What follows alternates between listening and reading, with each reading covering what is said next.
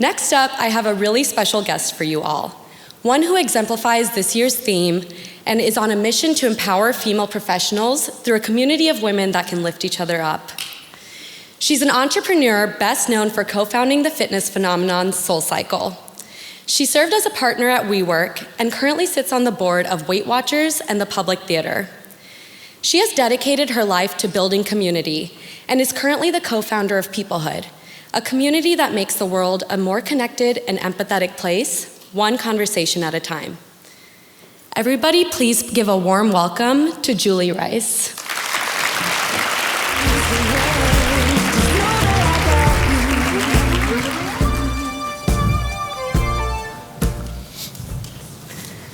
Thank you so much for joining us today, Julie. Thank you for inviting me.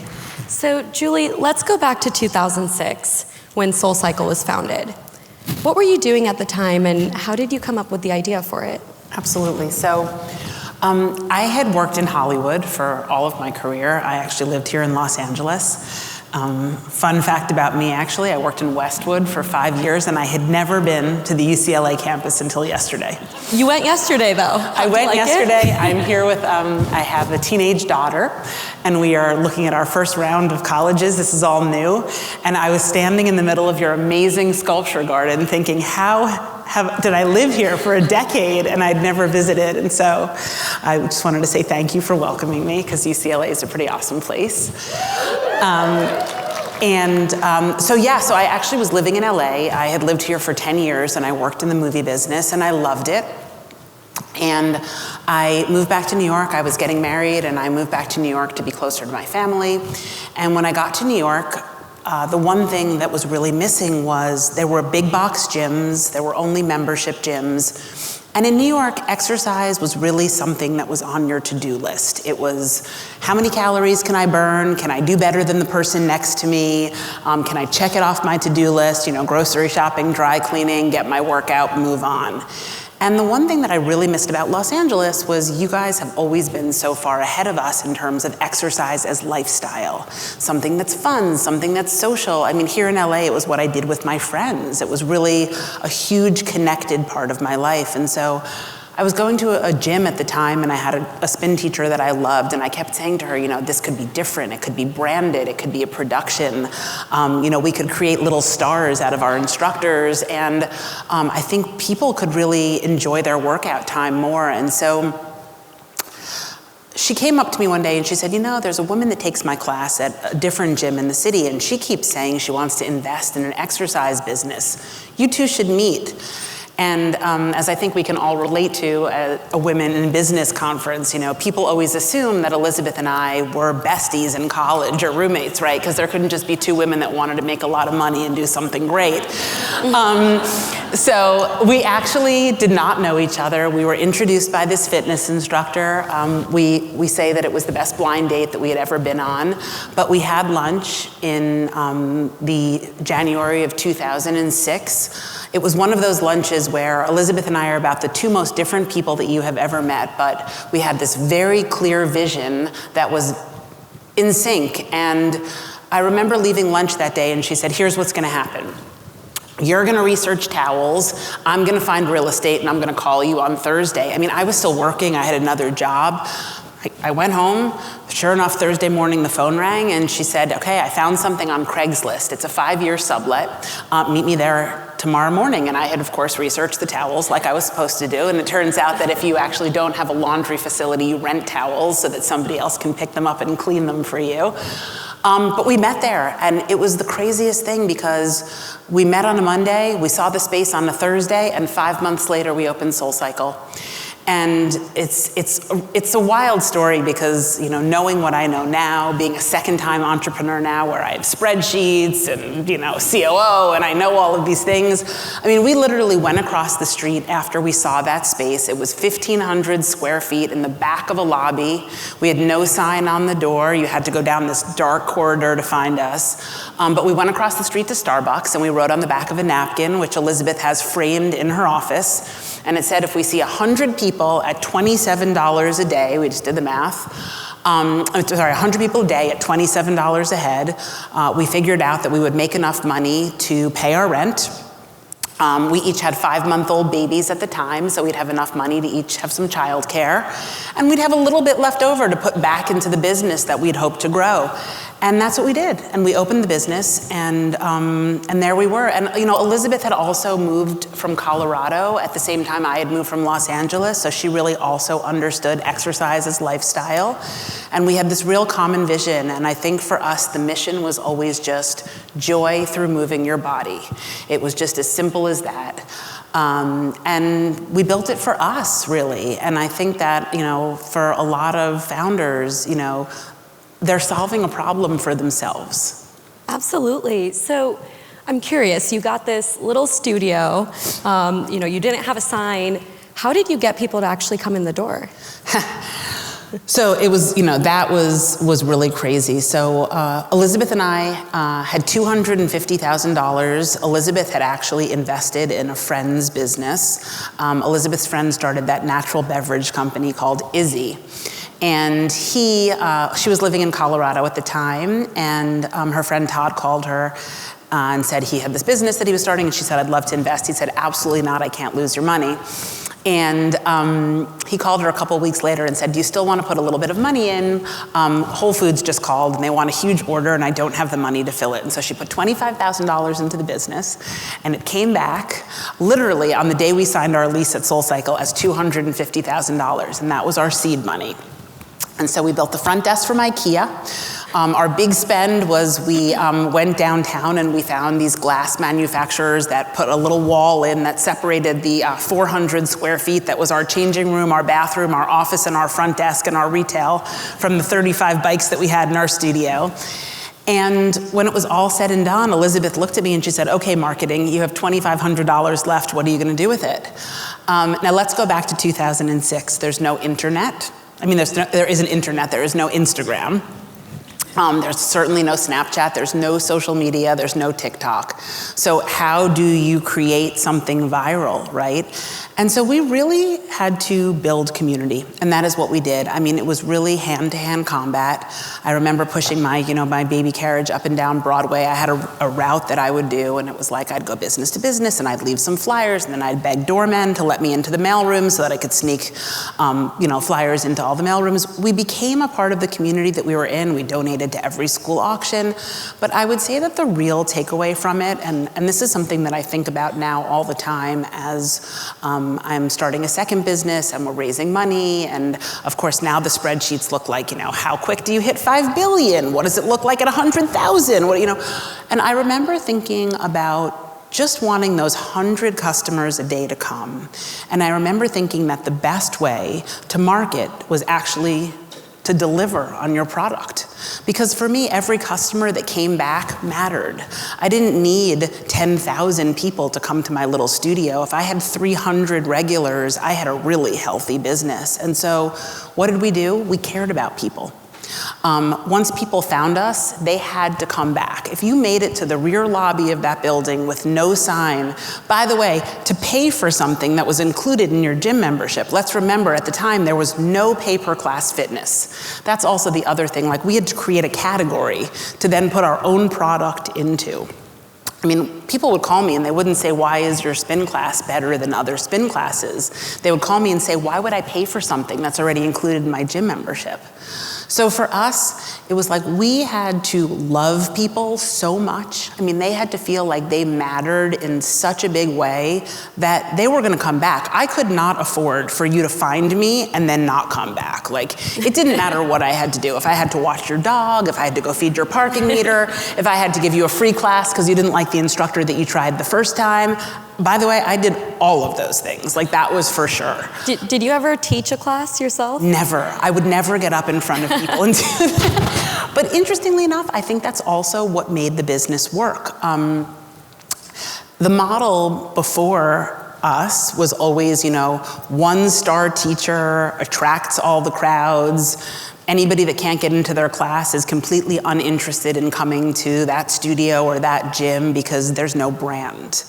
And so for us, what we really always knew was that SoulCycle was going to be the star of the SoulCycle show. It was really about brand building, so that whether you were in Los Angeles, San Francisco, Washington, D.C., and you wanted to get on a bike at 8:30 in the morning, what you knew was that you were always going to have a fabulous instructor because you were at SoulCycle. And so we really recruited and we trained, and because I was a talent agent, we pretty much ran the place like a talent agency, right? We recruited for people that were charismatic, that were great people connectors, that really understood how to read a room, how to not only connect with people in their rooms, but also connect people with each other. And becoming a SoulCycle instructor was a really big deal. I mean, we really invested in our people. The New Yorker actually wrote a fantastic article about like SoulCycle auditions sort of being a little bit like American Idol. It's like we had these big auditions once a month. By the way, not in the beginning. In the beginning, I had to beg people to come and teach at SoulCycle. But after a while, it became a really big thing, and we found great people. And we built a brand. And then most importantly, the one thing that we really also saw when we started the business was that the fitness industry was broken for employees. You would have an instructor that would, a fitness professional that would have to run all over town to train 2 people. We lived in New York at the time, so 2 people uptown and then teach a class downtown and then run to the west side to teach a class at a different place, and they'd have to cobble together all of these different freelance gigs to make an income. No paid vacation, no PT to take care of their bodies, no place to call home, no locker to keep their stuff in. And so we really understood that if we could create a model and pay people a bit more and give them steady full-time jobs and health insurance and PT in-house and paid vacation and clothing allowances, what we could do is we could actually make them brand ambassadors. They no longer needed to be sort of freelancers with no place to hang their hat. They could really focus on customer service and having relationships with the people that rode in their classes. Because rather than being on a subway all day, they were sitting in the back teacher's lounge waiting for the next class, right? And so I think there was really something about changing that industry and the way that people were treated that also really, it really had a lot to do with our marketing, because our instructors became the faces of the brands, all 400 of them eventually, right? And they did a lot of our marketing for us as well. Wow, I mean, I think everyone has seen the amazing SoulCycle gear and really has seen the Instagram page now that we've had that. But what I really want to understand is you're moving so fast and making several key decisions that were really novel for the time, one of which was the pay-per-class model. So how do you think those types of decisions really shaped the way SoulCycle progressed? Definitely. So when we decided that we were going to do a pay-per-class model, everybody thought that we were crazy, because the entire fitness industry was built on hoping that people's credit cards were charged at the beginning of the month. The less people that showed up, the better, obviously, because you could, add more memberships to your gym. Group fitness is actually a profit loss for gyms. Really, group fitness is just getting people in the door. What the real look for is personal training. I mean, that's really what the model is. And so for us, 2 women that had never worked in the fitness business before to decide like, we're not going to take the easy way. We're going to actually deliver each time you come, which is really what we had to do. I mean, I used to think of it as like a little mini production every time you came. It was curtain up when you came in and curtain down when you left, and that started when you crossed the threshold and checked into the front desk and somebody remembered your name. And so really the way that us, charging per class worked was that we were challenging ourselves every single time. I mean, we were only as good as the last time that you were there. And as a result of it, we had to create an incredible customer experience. We had to deliver inside of those classrooms. We had to actually create a product that was making you healthier and happier. And again, it really goes back to my, to my thought about marketing, which is, We live in a world now where we're all spending so much money on acquisition, especially digital acquisition. And if we could focus a little bit more on challenging ourselves to make our products fantastic, to make our customers feel valued, what would retention look like? What would it look like if we really focused on our customers, staying rather than coming? And I think that creating that pay-per-class model for us absolutely challenged us to make sure that we were delivering what we told you we were going to deliver every time. I used to say to everybody, I'm not looking for users, I'm looking for evangelists. I don't want somebody to just come back. I want somebody to come back and have to bring their best friend because it was so good that they want the credit for introducing somebody that they love to it. That feeling when you're at a dinner party and you can't wait to share this thing that you've discovered with the person next to you because it actually shines on you to know about something that's that good. And I feel like that is what we were always going for by creating this pay-per-class model. Absolutely. So I think that actually leads me into another point I really wanted to focus on. I want to talk about SoulCycle's brand. You created such a strong brand equity without any background in fitness. How did you go about envisioning and executing that type of business? Yeah. So we actually didn't think about fitness at all. It's another one of those cases where I think that not being fitness professionals was super helpful for us.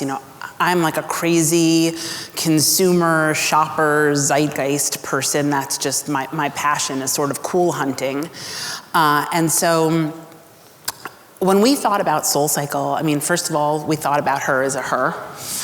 She was a person, I wrote all the copy for her, and I always sort of envisioned her as somebody that was inspiring and always striving to be better and to do better and to feel better, and yet often fell down. She was human. But at her core, she was inspiring and wanted to be inspired. And I think that we looked to fashion brands. We built the studio to look like an art gallery in London, our first one. We were both very inspired by the architecture of the White Cube in London. We began to think of what would fitness look like as a luxury brand? What would it look like if rather than entering like a lobby that was dark and, what people thought was sexy at the time, what would happen if it was uplifting? What would happen if it was clean? What would happen if it was minimal, if it was chic? And ironically, we actually did all our own branding in-house. We never hired a branding agency. Elizabeth, my business partner, and this is sort of the way it always is in startup life, right? So we were sitting around one day at Elizabeth's coffee table. This was when we were opening our first 1,500 square foot studio. And on the coffee table, just so you can picture the scene, was every kind of water that we could buy at the bodega because we were doing our water testing that night, right? What tasted better and what was going to look the best in the holders. We had 9 different candles burning because we were trying to decide on our signature scent.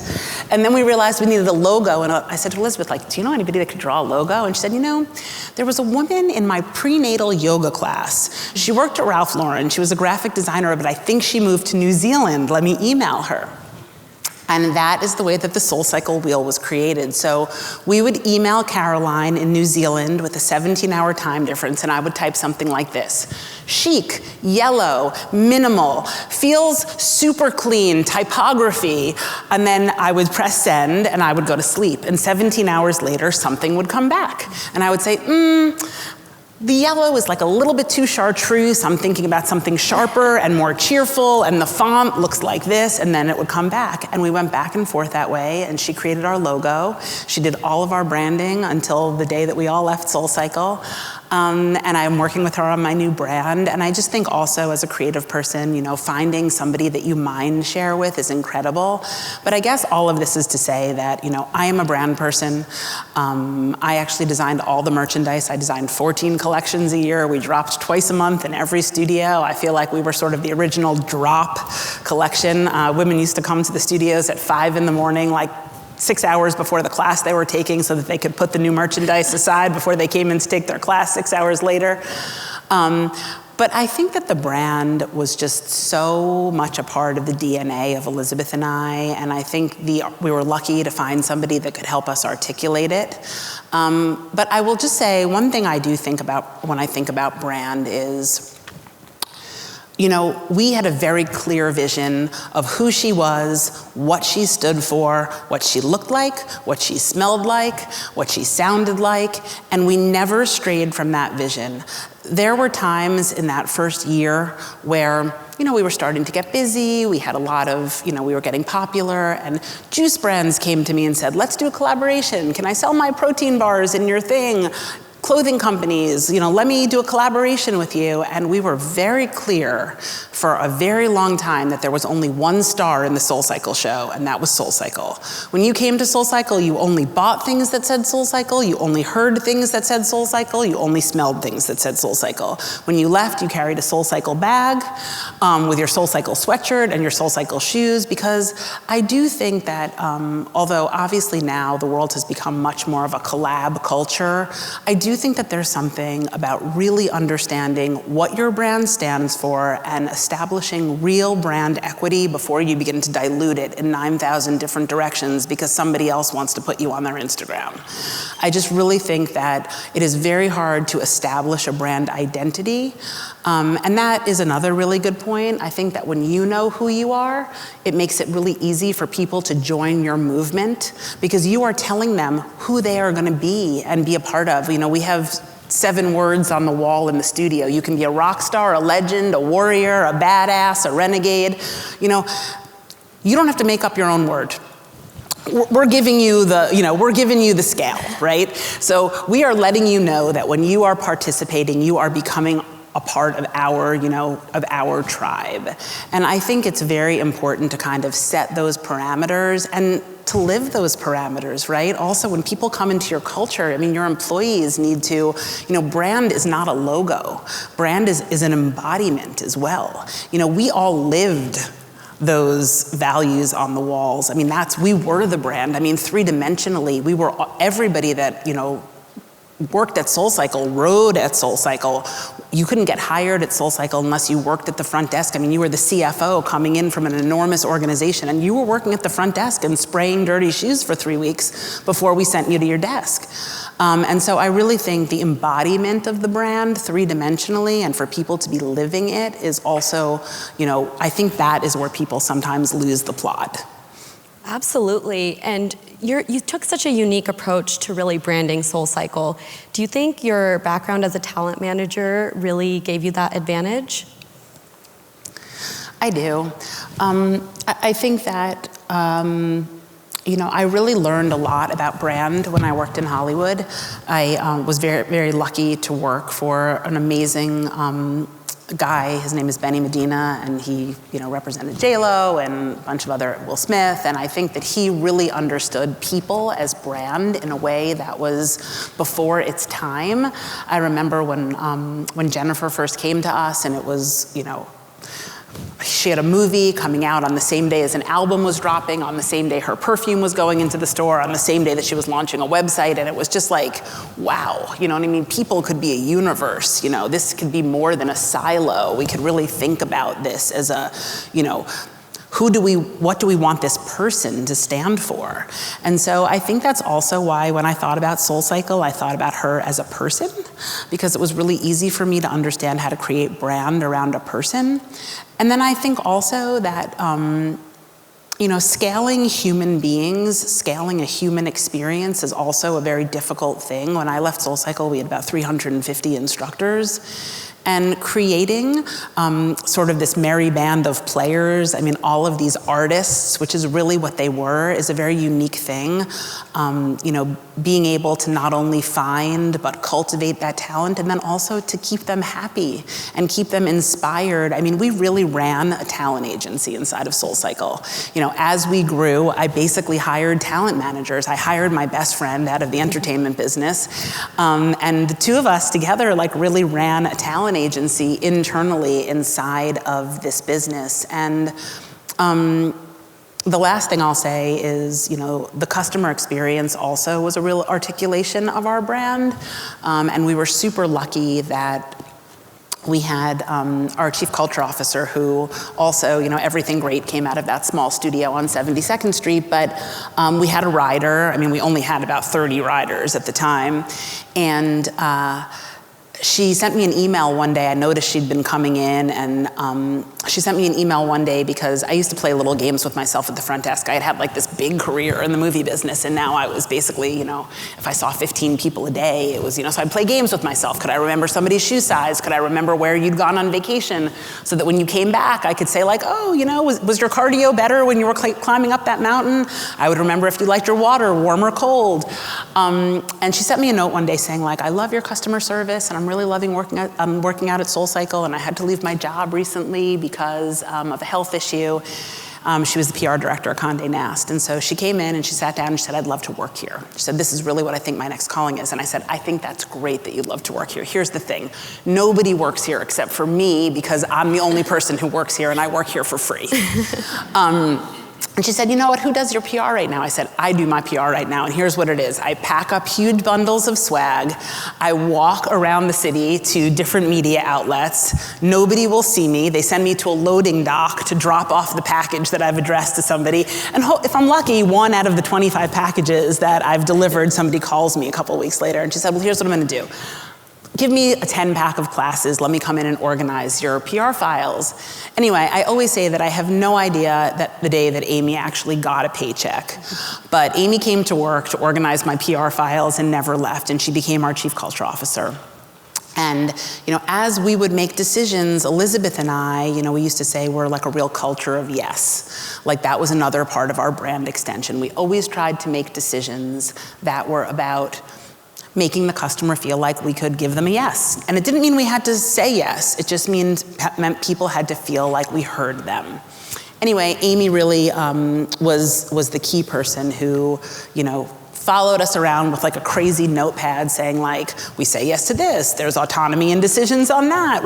And so ultimately, I think that the brand became this reflection of culture of yes, of intense customer experience training, and also, this band of artists that we really turned into, an articulation of what we wanted to see up there. And I always think like, we built these stadiums for these amazing people to step onto those stages, and that's really what happened.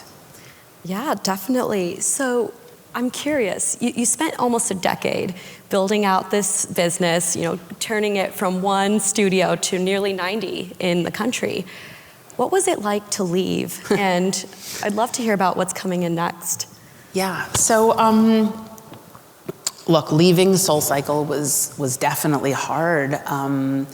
It's, as all of you know, there are emotional decisions and there are business decisions, and often the crossroads of those are very tough. I remember, when we decided that we were gonna sell the business, I remember saying to Elizabeth, like, okay, I think I can do it, but before we do it, I need us to rent a small office. It can be just 2 desks, 1 for me and 1 for you, but where am I gonna go on Monday? What is gonna happen to me? And look, I think that, SoulCycle was like a real labor of love. Elizabeth and I didn't just create that community, we were really part of that community. And so, it's a crazy thing. You create a successful business, all of a sudden everyone's congratulating you, you've made a bunch of money. And then you're sort of like, now what? A business like that is really a child. It really is. And so, Elizabeth and I took we took a bit of a break, and I think reflecting on SoulCycle, what we really began to understand that SoulCycle was about is, SoulCycle was never really about the fitness. People came there because they thought they were going to lose a few pounds or fit into their skinny jeans, or their doctors said they needed to get into better shape cardiovascularly. But ultimately what people found in those rooms was really connection. I mean, they found connection with themselves, they found connection with other people. In those dark rooms, they found that they could envision themselves being more than they were. They had creative thoughts. They wanted to be better partners, better mothers, better fathers, better colleagues. It really just enabled people to have those moments of clarity where they felt empowered within themselves. And I think one of sort of the great privileges was watching as neighborhoods that we would put SoulCycle's in would change, right? I mean, we would see city blocks where people didn't know each other turn into like people hanging outside of the studio, you know, changing into their, you know, dry clothes in the street, greeting each other as they were coming in and out. And the next thing you know, people were online talking at the post office. And then, you know, you would watch one studio's neighborhood bleed into the next. And all of a sudden we were watching like cities become connected. And then I would be in the airport and I would see somebody wearing a SoulCycle sweatshirt, sort of like looking at the person at the gate over there, like in their SoulCycle sweatshirt, like I know you, like we both ride here. And it was like pretty incredible to watch people connect in that way. And so about 2.5 years ago, Elizabeth and I started working on a new project, which is called Peoplehood.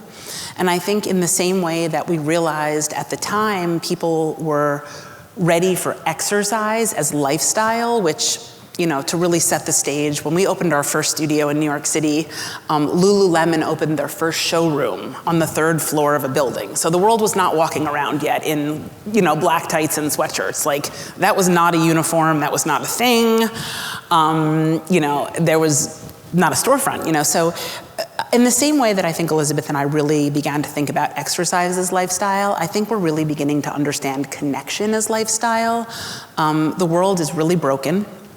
I think that we can all agree that loneliness has become an epidemic, that people not only don't know where to find human connection, but people also don't know how to connect even with the people that they love in their lives. And so we really see a white space in this, in sort of what is going on right now in the world, in between, you know, telemedicine and mental health care. And what we think is that there is an opportunity somewhere between nothing and crisis for people to gather, for people to have 55-minute conversation experiences, where we've created this product which really feels like, you know, if SoulCycle AA and church had a baby, and there was cool music and a great instructor and some breath work that like shifted you into a better brain space, what would it be like if you could sit in a circle with 20 other people in a space that you create together? And honestly, it's not like you have to have a breakdown. It's not like you have to have a crisis. You can just go there. You can tell people how you're doing, really. You're practicing active listening. It's a space where you can really check in with yourself, because the main part of it, spoiler alert, is that, you know, we have some group shares, we have some music, there's the breath work, but then you go into these one-on-one, you know, breakout sessions where I have a chance to tell you how I'm doing for 3 minutes and you don't respond. You just listen to me. And if there's a pause, you get to say one thing. Is there more? And then I get to use up the rest of my 3 minutes. And then we trade. And then the amazing thing is I've had time to think about how I'm doing. You've had time to feel generous by listening to me and giving me the gift of space and time. And we all leave feeling better and a little bit more connected to ourselves and the people around us. And so we spent the last 2 years developing this product. We've put thousands of people through Peoplehood so far. We've also been testing something called Couplehood, where you can bring a partner. And in that situation, it's these same conversation circles, but when you go into your breakout, you go into your breakout room with your, your significant other. And the cool thing about that is, I don't know about you guys, but my husband and I spend most of our time together talking about, you know, who's taking our daughter to dance? Did you put in the fresh direct off order? Where do you want to sit on the plane? You want a window or an aisle when we're going? You know, it's like, oh wow, like you're going to ask me about a decision in my life lately that I've been feeling insecure about, really? And you're gonna listen to me tell you about how I'm insecure about this decision for 4 minutes, and we're gonna connect to each other in that way? It's like really people come and they're like, wait, we're just gonna listen, and then at the end they're like, oh, listening is actually an active thing, right? And we just really believe that, connection is a product. We think that, we're the people to make it a brand, and in the same way that you exercise 4 times a week and eat green vegetables 3 times a week, what would happen if you took care of your relationship once a week? Whether it's Peoplehood or Couplehood or Peoplehood at work, which is something that we've been piloting. What does that look like? Relationships don't just take care of themselves, and they certainly don't get better by doing nothing. I think it's Warren Buffett who said, with all of his wealth and passion for everything, at the end of a life, there's one thing that matters. It's who you loved and who loved you. And I think that, that's really the truth. And for us to invest in each other in a way that we don't often take time to think about. Our hope at Peoplehood is that these are conversations that start in these rooms, and then they become part of our dinner tables, and then they become part of our workplaces, and then they become part of our cities, and then they become part of our countries. And then maybe, 3 generations from now, we don't find ourselves in wars and in places where we can't figure out a way to find, a space between us all where we can agree to disagree, but we can still live in a happy and connected way. And so for us, we think this is a planet changer. Definitely. I think we can all agree that we are really excited for what Peoplehood is going to do.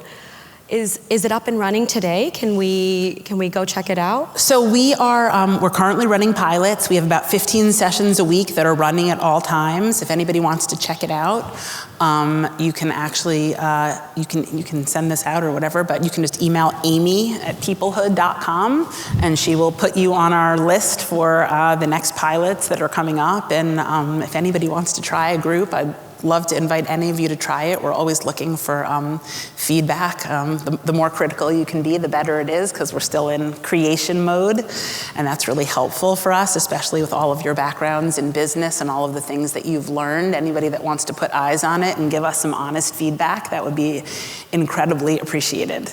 All right, you heard it here first, peoplehood.com. Please check it out. Yes, email Amy at peoplehood.com. And Amy will be flooded, hopefully, with hundreds of people that want to try it. And Amy, who is our Chief Connection Officer, who I told you about from SoulCycle, will absolutely get back to each of you.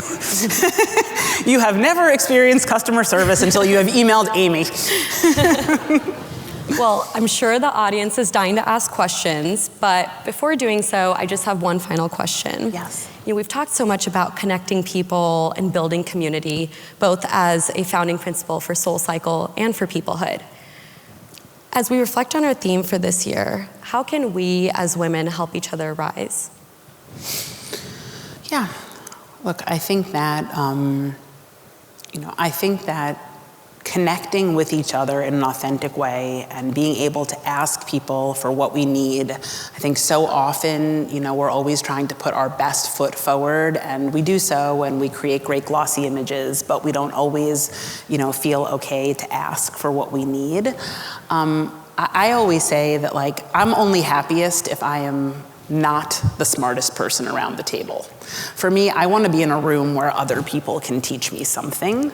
Those are the rooms, it's honestly I'm thrilled to get to know somebody young who's going to change the world like you. I always try to surround myself with younger people that are learning new and things that I don't know. But I just think that, for all of us to really be able to ask each other for what we need. I think I grew up in a generation where there were not a lot of female entrepreneurs, especially on the East Coast. I remember going to San Francisco for the first time being like, oh, there are people here that are like me. They're making stuff, they're creating stuff, they're not interviewing for things that already exist, And I think that for women in business, I think it's okay for us to ask each other for what we need. And I think we have to all really execute on help each other on each other's needs. We're all busy, but we all have time in the day to think about one thing, one way we can pay it forward, one way we can help somebody else. For me, my greatest joy is connecting people to other people. I was actually hiking with my daughter yesterday, and she said one of her friends was mad at her because she had reached out to, we're here in LA, and she had reached out to a friend that he had introduced her to, and they were having dinner without him, and whatever. And I said, it's so funny because when my best friends that I introduce go out without me, I'm thrilled, It's you guys are friends on your own now. That's awesome. 2 people that I love. And so I think, just really being generous with the relationships that you have, I think is a real helper. And honestly, I think also just listening to each other. I think it's really hard. I don't think we have the support that we need. I don't think that we have people that just to listen to us, not to necessarily give us advice or tell us what to do, but just to be an ear. I mean, I'm in second-time entrepreneur mode. I know that like every other day, I'm at the point where I'm thinking like, should I not do this? Should I shut this down? Do people really want to sit around and talk to each other? I mean, I have an insecure moment 3 times a week, and just having somebody to listen to me, my partner, is really helpful. And you can all practice active listening at Peoplehood. And with that, let's open it up for questions. Hello, my name is Pradnya, and thank you for being here and sharing your story with us. I was wondering if you could comment on the relationship you had with your business partner, not trying to ask for any details, but more like the ups and downs of it, and how did you navigate that together? Because you're both very smart, intelligent, driven women. You must have disagreed, and how did you work through that? Yeah, no, we've never disagreed. Everything's we're on the same page all the time. I think we disagreed this morning at like 10:15. So Elizabeth and I have been business partners for almost 16 years. I have been married to her almost as long as I have been married to my husband. We file taxes together, all 3 of us. And I will tell you that it has been, honestly, my relationship with Elizabeth is sort of also one of the reasons that we started Peoplehood.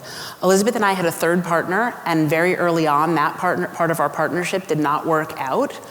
And so we made a very conscious decision that we were going to work on our relationship actively, starting in the middle of our first year. Elizabeth had sort of a panic attack in the middle of the night as we were breaking up our partnership with our 3rd partner, and she Googled Life Coach NYC. And she said to me, we have a lunchtime appointment to go see this coach in Midtown. And I said, I have a business to run. You can go see some coach that you found on the internet in the middle of the night by yourself. But I will say we found this incredible coach. Her name is Meredith. She is part of Peoplehood today, and she taught us incredible communication skills, many of them which are built into the product of Peoplehood. We then went and taught as we were learning how to communicate effectively with each other.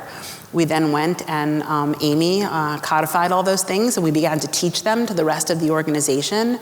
And so everyone who worked at SoulCycle got the exact same training that we got from our coach, which was, how to have a transparent conversation, how to empty your bucket, no lumpy carpets. These were all things that created a culture of communication. And listen, I can tell you that we disagree very, very often, but we have learned how to respect another person's opinion. I always find that I leave our initial conversations, because we still work with our coach, we leave our initial conversation and I think, oh my God, she is totally wrong and there is no way that I'm doing that. And then normally what happens is we each go to sleep and we wake up the next morning and come back to the follow-up conversation. And I always come to the conversation thinking, you know what, you were absolutely right. We should definitely do it your way, and she will always come back and think we should do it my way. But there is something about like stepping away and sleeping on it and just taking a deep breath and not being so invested in winning, just being invested in finding like the right answer for the business, that is really amazing. So thanks for asking, and that is a very great and meaningful partnership for me, and really one of the great joys of my business life has been to have a female partner who has her own ideas and her own opinions and a skill set that is really complementary to my own. I will always think about that as being a real privilege. Thank you so much for all your feedback and sharing your success stories. So my question goes to a product question. So when you first walked around New York and you saw, there's this experience of a workout that's missing, and you wanted to create that very unique, special experience. And I'm personally like one of those people that does do it based on like that brand feeling, and you got me from that. So how did you decide the product of Cycle? Oh, there's a few reasons. First of all, I loved cycling. I actually started spinning here in LA at a gym, and I just really liked it.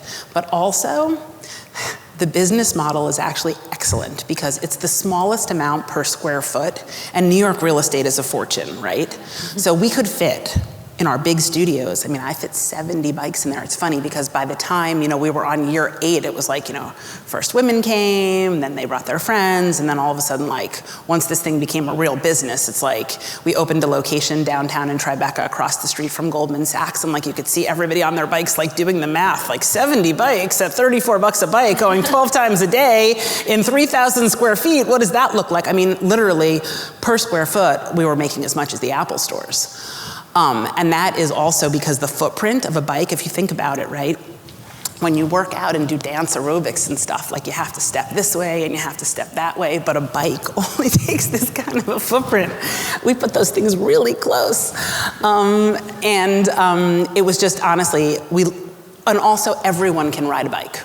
That's the other thing too. You don't get injured on those bikes. There's no impact. In fact, most athletes that were serious runners, did a lot of different sort of, boot camps and things. Everybody ended up on those bikes because, again, no impact. It's good for the joints. Our youngest riders were 11. Our oldest riders were 88. Everyone can do it. It's also one of those things you can go at your own pace. I could be working really hard with my resistance and you could have it on a much lower setting, and we could still all accomplish the same thing and have a great time. Nobody feels weird. I'm also a terribly clumsy, ungraceful person, so I'm the person in like your step aerobic, in your aerobics or dance class where like you've already moved on in the sequence and I'm there with like tears in my eyes with like my face hot because I just can't understand if I should go left or right. I'm burning nothing at all because I just can't get the steps. And so for me, it was a pretty easy choice. Hi, I'm Allie. I'm a second-year MBA student. I also work in brand management for Beachbody. So you spoke a lot to the importance of branding at SoulCycle, and I was wondering how you see branding playing a key role at Peoplehood. So listen, I think that we are really trying to create a brand that says, it's cool to work on your relationships. Being kinder to people, making time for the people in your life. How do we make that a badge of honor? How do I make that something that you want to wear on a sweatshirt, right? How do we create a category around, I'm aspiring to not just be in relationships that are ambivalent or to be a languishing type of person. Like, I'm in relationships that are kick-ass, right? Like, my marriage is great. I am like close with my girlfriends. I feel great about my siblings. I call my mom a lot, What does it look like to connect to people? I like to go to work because when I go to work, I feel like I matter there. At work, anybody can read the statistics. What's so fascinating about, the workplace, which is, we're also seeing a lot of traction in that with Peoplehood, is that there are studies now that show beyond comp, beyond title, what will retain people in their jobs is if they feel like they have one person in the workplace that is a friend or that cares about them. So how do we create a brand around that? How do we create that as part of the zeitgeist? And so again, it's really about category creation. It's about flipping the paradigm that things have to be broken before you can make them fantastic. Or before you can feel great, before you can feel connected, before you can feel happy. We all want to feel fulfilled, right? We don't just want to trudge through it. And so how do we create a brand around that nothing has to be wrong for us to invest in things being good? And so I think we'll be able to do it. I really do. I think there's a lot that, I think there's a lot of, I've already designed 3 collections of merch. They're fantastic sayings to put on sweatshirts. Everybody wants to wear a sweatshirt that says contact high. But I think there's a lot to do with it. I do. I think there's something really interesting around that, around changing that narrative. Julie, thank you so much. You're such an inspiration. I just have one final question for you before we end the chat. What advice do you have for those in the audience who want to be entrepreneurs or maybe want to pursue an idea? What final advice can you give those people? Look, I think the hardest part about becoming an entrepreneur is taking a risk. I know that I had a job and, my parents said to me, like, you're going to give up your health insurance? Nobody's going to ride a bike inside with no showers. And I think that everybody has an idea tucked away and everybody can think about something that they could do that would be great. But I always say, like, the thing that separates the ideas from entrepreneurs, the willing to, jump and to take that risk. And the one thing that I will say is that it's really hard to wrap your arms around a big idea, but what is not hard to do is to think about the small steps that you can take. And I think that small steps lead to really big dreams and really big businesses. And in the beginning, I used to just write down 3 things that I needed to actually execute on every day.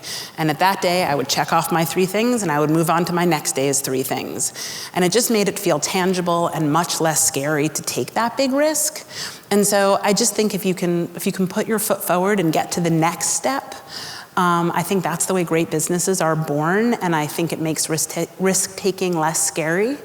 And I think taking a risk is really worth it, especially if you have something that's keeping you up at night the way that these ideas did for me. The next big SoulCycle is in this room. Let's hope. Julie, thank you so much. Oh, it's so great. Thanks for having me.